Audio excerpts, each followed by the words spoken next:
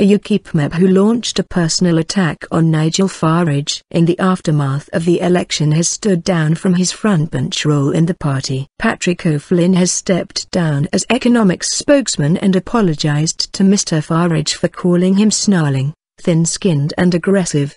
The comments triggered a bout of bitter infighting within UKIP. Mr Farage said he had been appalled by the remarks, but it took a big man to apologise and the row was now over. Mr Farage says he has the overwhelming support of the party to stay on as leader in the aftermath of a fierce post-election row which led to 2 of his senior aides quitting the party and question marks over the party's future direction. Sincere regret. Mr O'Flynn, a former Daily Express political journalist who was UKIP's chief spokesman during the campaign, provoked the row after telling the Times Mr Farage risked turning the party, which won only 1 seat despite getting 4 million votes, into a personality cult and an absolutist monarchy. The comments highlighted a divide within UKIP over Mr Farage's decision to remain as party leader following his failure to get elected as an MP in Thanet South. The UKIP leader said before the election that he would quit if he failed to make it to Westminster, but changed his mind after the party's ruling body urged him to stay,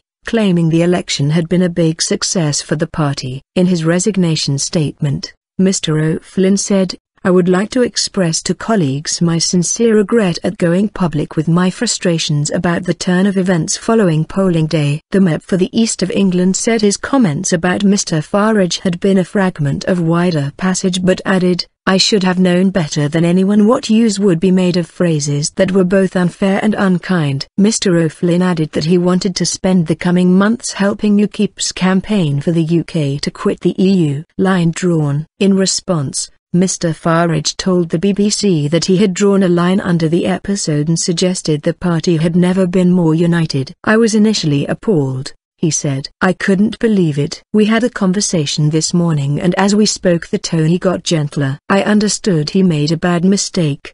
He understood he made a bad mistake and we move on from here. Bad things have been said, but we now have drawn a line on this and it's all behind us. I think UKIP has never been more united around me."